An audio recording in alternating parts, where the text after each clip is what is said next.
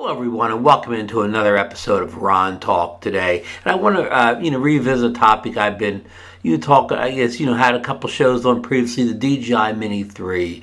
I've got some kind of new updates, new points of interest on this little drone. So I'm not going to rehash all the stuff I've talked about in other episodes. We've already discussed pricing and features and so on in previous episodes. And Marcus and I made a Drone Nation special edition. We went through all the specs one by one. So this is just kind of additional things that I've picked up just over the past couple days, weekend, or whatever. So if you're looking for Mavic 3 from A to Z, this isn't it. This is just like one bit of a series of shows where I'm just giving you the latest things I've just learned. So today is Sunday, May 1st. We finally hit May here. Spring's rolling right along here. Still a little chilly at the Jersey Shore, but I hope it's warm wherever you are.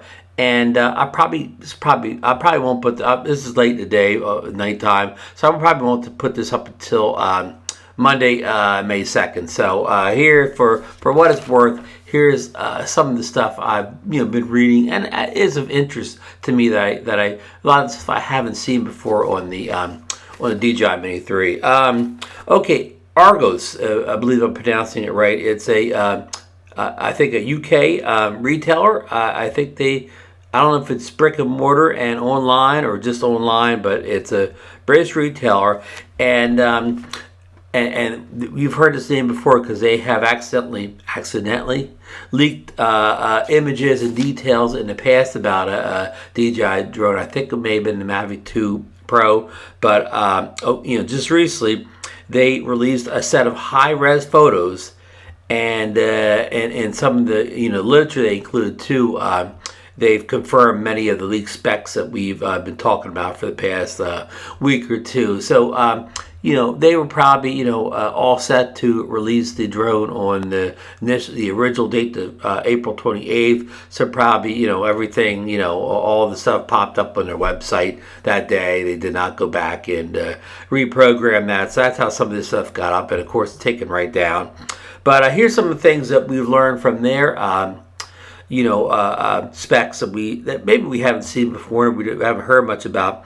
They talk about a 16 meter per second top speed. That's in meters now. They have a maximum height of 4,000 meters. You don't usually see this type of detail, but they had that in there. It says it takes 64 minutes to charge the battery up for a 34-minute flight. So that's just a standard battery. But so it takes you a little bit over an hour to get a 34-minute flight time. So that's pretty impressive, I think. The Flymore Kit was also really showed well in these pictures, and it kind of showed the 2 extra batteries you get with it. It showed the charging hub and the bag.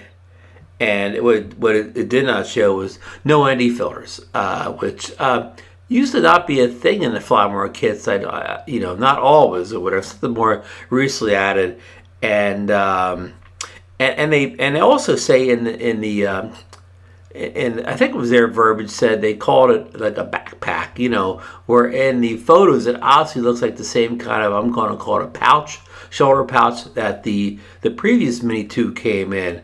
So I don't know if that's just kind of a slip up saying backpack in some of the literature, or and the only reason I question that is because the DJI Mavic 3 came with that kind of hybrid bag that I think it could be a shoulder bag or it could be a backpack if you set up like that. So anyhow, so so back to the I'm getting way off sidetracked here. So anyhow, we've learned that the Flymore Kit will not come with a set of ND filters.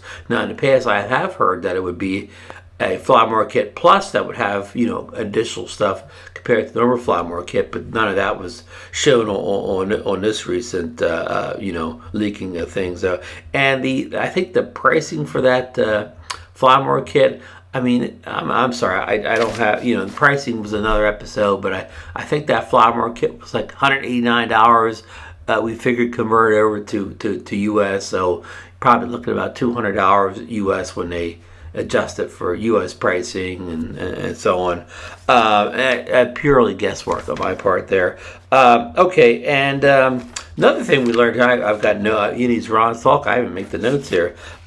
We've also learned that the extended life battery, the battery that will be a 47-minute runtime instead of the 34-minute runtime of the base battery, it will be the same exact size as the standard battery, so it won't stick out the back or look bigger in any way, but it will come without the 249 gram stamped on the back that you see, on the regular battery that sticks outside the drone, where you can, somebody, an official or somebody in law could obviously see it was a 249 gram drone, but this extended life battery would not have that stamp on it. So do we know if it actually is 249 grams? Not.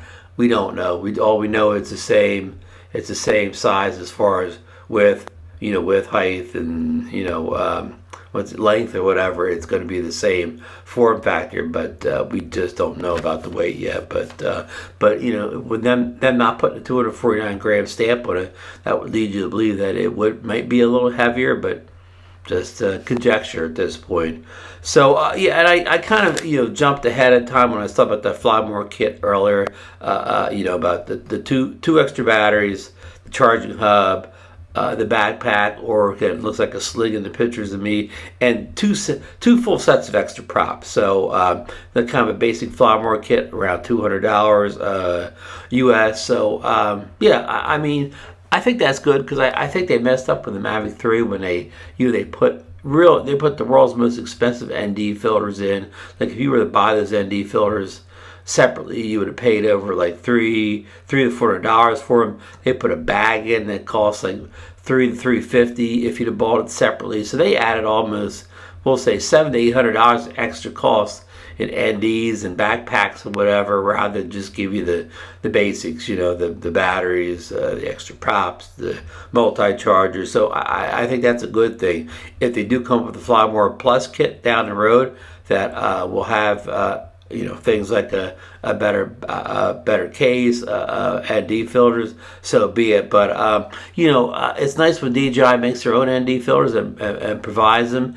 And I have seen leaked earlier that they did have an ND filter kit for this drone. It would have like a 16, a 64, and a 256, very similar to what the Air 2 series had. That came with it, but I haven't seen that. It definitely was not included in this Flymore Kit we saw, but it could be sold as a separate item a la carte. But again, not that big of a deal, because it doesn't take long for the third-party people like Freewell and Polar Pro and others out there to fill the void with the ND filters. So we will keep tabs on that for sure. And also, our good friend Jasper Ellens over on Twitter, and he has a couple Facebook groups now. He was reporting that he was calling it the silo drone. That this drone will be especially quiet. So that's kind of interesting. Drones have gotten quieter, and the Mini 2, wasn't a particularly noisy drone, but in the Mavic, for the size of Mavic 3s, pretty quiet, I would say. I mean, a big drone like the Autel Evo 2 Pro was pretty quiet for its size. So, a lot of drones are quiet now. So, hopefully a mini drone won't be quieter than the big drone. So hopefully he's right about this, that it's, more silent than usual. That would be very interesting.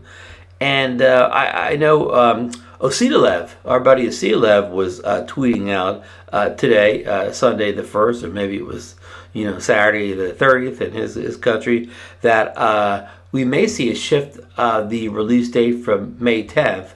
This is the unofficial release date now, because DJI hasn't even acknowledged that there will be a Mini 3 yet. So the unofficial release date of May 10th may be moving to May 9th. So keep your eyes, on that. Anybody that was locked in on May 10th could be moving. We don't know, but Ositalev got some kind of rumor leak, so it definitely bears watching. And one more item, the one of the leaks, and I don't know if it was Argos leaks. It definitely leaks. I can't keep up with them. But one of the leaks had that this may be a Wi-Fi enabled drone.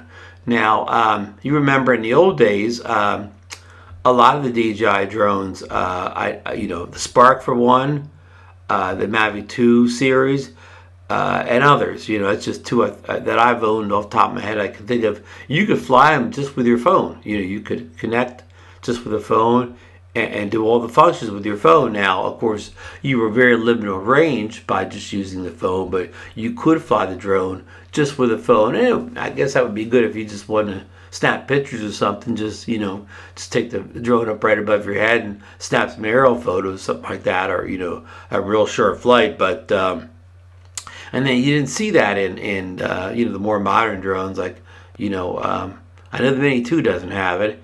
I know the Air 2S doesn't have it, and I forget about the Mini 1. I don't think it had Wi-Fi enabled, and I don't think I can't recall the Air 2 whether it was Wi-Fi enabled or not. I don't think it was, but not sure about that. But definitely the Mavic 2 was, definitely the Spark was, and I think the Phantom. I can't remember if the Phantom 4 was or not. I don't even want to speculate and get it wrong. But is that what the Wi-Fi enabled means? You can fly your phone, or does it just mean that it'll be like the Mavic 3, and you can quickly connect your drone to your phone or your tablet and move the files over very quickly through Wi-Fi, as opposed to Bluetooth, which is like a snail. If you ever tried to Bluetooth your files from your RC Pro over to your your computer, I mean, it's so slow. You better record in 720p or something, take low res photos. But anyhow, so we just don't know what that Wi-Fi enabled means, or and it's just, again, this all rumors and leaks. I'm telling you, DJI has not officially even acknowledged this drone is coming out. But again, all signs point to either the May 10th or maybe now May 9th, which today is said the 1st. So that's 8 or 9 days away, depending on when you see this video. So it's kind of catching up with some odds and ends, bits and bobs, on top of all the other stuff we've covered in the past, as far as specs, all the specs and leaks and whatnot. So again, I'm not going to go over them all again. I'm watching all the the Facebook groups out there, and seeing all the feedback and thoughts and stuff on the Mini 3. I mean, some people can't wait for it. Some people think it's overpraised. Some people think it won't be as good as the Nano Plus. So it's all conjectures all over the place out there on the drone, of course, that isn't released. And that's that's everybody's right to have their opinions and so on. It makes kind of a fun reading. But the only thing I'm going to try to avoid on this, I see a lot of this on the groups. I see some people say the Mini 3 is going to be the best drone ever. It's going to be better than this drone or that drone, and it's the best new drone and all that. And I appreciate their support and their excitement over the drone, but maybe we should leave the reviews until the drone's actually in the hands of consumers, and we actually have some real world testing. And I see it the other way around too. You'll see people going on and on about, the Mini 3 it doesn't have this particular filter. No way it could be as good as the Nano Plus and this and that. And that's great. It's nice to have conjecture, but again, I can't judge whether one drone's camera is better than another until I've actually seen real footage. I mean, it's a couple supposedly leaked photos of the low light performance out there, but again, until I actually I almost actually see it on my computer, because you don't know how compressed these images are, or whether somebody